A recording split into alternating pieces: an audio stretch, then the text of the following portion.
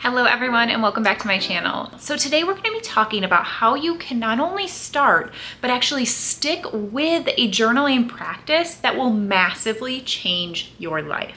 So maybe you've been there, you've heard about how amazing journaling is, how transformative it can be. So you go out, you buy a super cute new journal, maybe some new pens, and you sit down and you're ready to begin, right? And then what typically happens is that you sit down on day one, you open your journal, and you have absolutely no idea what to actually write about. And if I'm being honest with you, this is where 99% of people give up on journaling completely. But the thing is if you give up before you even begin, then you're never going to experience the amazing benefits that you can get from a regular journaling practice.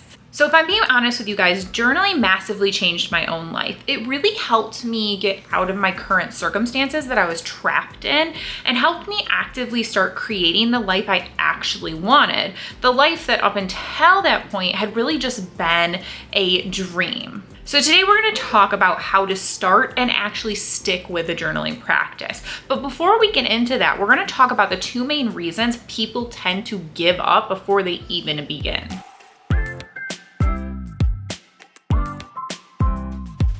So one of the main reasons people give up is because they don't know what to write about, right? We already talked about this a second ago. You buy a pretty new journal and you expect the rest to just take care of itself. But in reality, you open to that first page and you have absolutely no idea what to write about. So what exactly are you supposed to write about when you begin a journaling practice? And stick with me because I'm going to answer that a little bit later in the video. Now, the second reason people tend to give up is because they want instant results.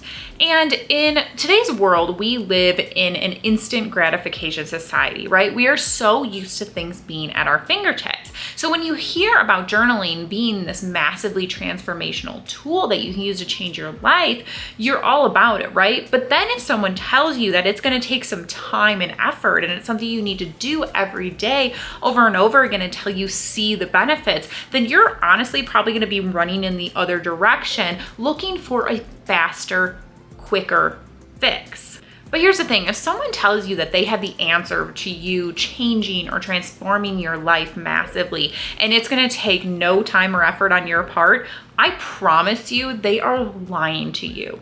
Growth takes time, it takes effort. Making changes in your life happens over time. It happens incrementally. It happens with consistent action. You know, changing your life does take time and effort, and how much it takes is really up to you and what the shifts are that you're looking to make in your life. But the truth is that nothing changes if nothing changes. Until you interrupt the cycle, you're just going to keep creating the same life over and over again on repeat. So until you do something different, until you change something, until you interrupt the cycle that you're currently in, you're just going to keep creating some variation of the life or the results that you have currently. All right, so now that we have that out of the way, let's actually talk about how to start and stick with a journaling practice so that you can actually use it to massively change your life.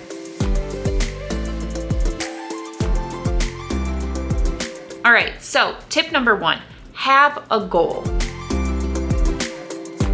So it can be really helpful when you start journaling to have a goal in mind, meaning have a reason that you're even starting to journal, right? Odds are if you go buy a new journal and you want to pick up a journaling practice, there's a reason for that, right? There's a change you want to make. There's a shift you're hoping to make in your life. So it can really help to get very clear and specific about your desires, about the changes you want to make. So take some time to really clarify what exactly you want to shift in your life. What do you want the end result to be of this regular journaling practice? So think about what habits are you ready to shift or change? What pieces of your current reality are you ready to upgrade? Think about what things or what areas of your life you wish were going differently right now. So knowing where you want to end up can help you to begin. Think about it this way. So say you're going on a road trip, right? And you leave without any directions and you get to this first intersection. Which way do you go, right or left? Knowing your goals is kind of like setting your GPS, right? Once you set your GPS, you have an end point and you have directions that will help you to get there. Like I said, if you don't know whether to turn right or left at the first intersection, you're not going to get anywhere very fast. past. But if you have that goal, if you have that end place in mind, it gives you somewhere to begin. It gives you a starting point, and it even just gives you the energy, the motivation, and the excitement to begin something new. All right, so tip number 2, use journal prompts. So when you're starting a journaling practice, nothing is more intimidating than opening up your journal and just staring at a blank page, right? That's where you get that kind of deer in headlights of like, what am I supposed to write about? Nothing is more daunting than a brand new crisp journal that is just full of empty white pages. So to help you get over that, use journal prompts. And let me tell you, using prompts will change everything for you. So journaling is all about helping you clarify what you want and then helping you work through the blocks that are actively getting in your way of having, doing, being, creating what it is that you actually want in your life. But when you first get started, you A, may not totally know exactly what you want, but B, you're definitely not going to know what exactly is getting in your way. And that is where journal prompts can be so helpful. Journal prompts give you a place to start. Just start by answering the question in the prompt. See what journal prompts stick out to you, right? Because usually if you see a journal prompt, a question, and you're really interested in it, there's probably a reason for that, right? There's something that's piquing your interest. Start out with that question. Answer that first. Dig into that. See what you find, and then let it flow from there. Now, there are so many places to find journal prompts all over the internet. I mean, hop on Pinterest, Google, even Instagram, or all kinds of social media. People are sharing journal prompts all the time. So if you're really looking for a seamless approach to starting a journaling practice, then I highly recommend you check out my online shop, the Self-Coaching Shop. This is literally why I created the Self-Coaching Shop and all the digital products that are in there. I wanted this to be easier to access. I wanted more people to easily be able to hack into the power of self-coaching, of self-growth, of developing a regular journaling practice. So inside the shop, I have packs of journal prompts. I have intentionally designed journals that are around a certain topic, that are meant to take you on a certain journey. There are so many things in the shop that will give you a starting point. And I know I am not the only one creating things like this on the internet. You can buy designed for you journals that are packed full of prompts. You can find other digital products that are packs of journal prompts. You can find ones around a certain topic. So if you're looking to create something specific in your life, you can look up that specifically. Etsy is another great place to find journal prompts and other self-growth things like that. So just hop online, find prompts. Do not start and just stare at the blank page. There's absolutely no reason for that. I have been journaling for over a decade, and I use journal prompts almost every single time I sit down to journal because they are so expansive, they are so powerful, and they give you a starting point, which makes it actually accessible to begin your journaling practice so that you don't have to just sit down and be like, all right, well, what do I write about, right? Now, as you start journaling more, you may naturally know what you're working on, right? You may naturally know that you're working on a limiting belief, or you're working on shifting something specific, or maybe you just want to dump everything out of your head onto the page. But when you're first getting started, especially, it can be really helpful to have a starting point. All right, and tip number 3, let it flow. I think that when people start journaling, it's like they're back in school again and they're so worried about doing it right? They have to journal the right way, the correct way, so that they get the right results. But when it comes to journaling, there's no right or wrong way to do it. There just isn't. There are going to be different people who teach you how to journal about specific things or in certain ways, but at the end of the day, journaling's for you to use however you want. There's no right or wrong way to do it. So just let it flow. You know, if you're not working with a journal prompt, just start with whatever's on your mind, right? We have so much just noise in our heads on a daily basis.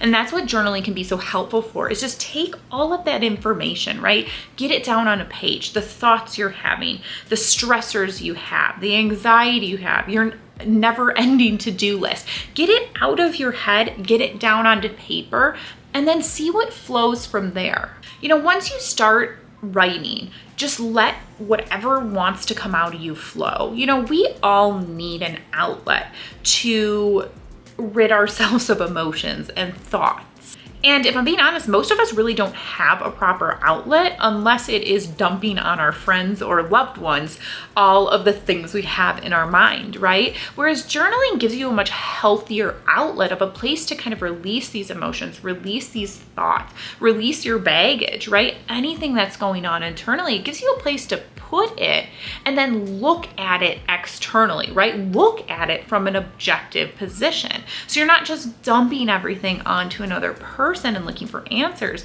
Instead, you're just putting it on a page and then you can look at it as if you were the other person. You can look at all of these thoughts, these emotions objectively. I think one of the biggest pieces of advice I can give you is to just stay curious, right? Don't feel like you're doing anything right or wrong. Just let it flow, stay curious, and have fun with this process. Because if you're always trying to force things, if you're always worried about doing it right, I promise you, you're not gonna end up anywhere. You're just gonna be spinning your wheels and feeling really, really frustrated. So to recap, tip number 1 was to have a goal in mind. Remember, think about where you want to end up. Why are you starting journaling to begin with? And let that give you a starting point. Tip number 2, use journal prompts. Remember, nothing's more daunting than just looking at the blank white pages of a new journal. So use prompts to get started. Use prompts on a regular basis. And remember, there are so many places online to find them. And then number 3, let it flow. There is no right or wrong way to journal. This is all about using it in the way that serves you best.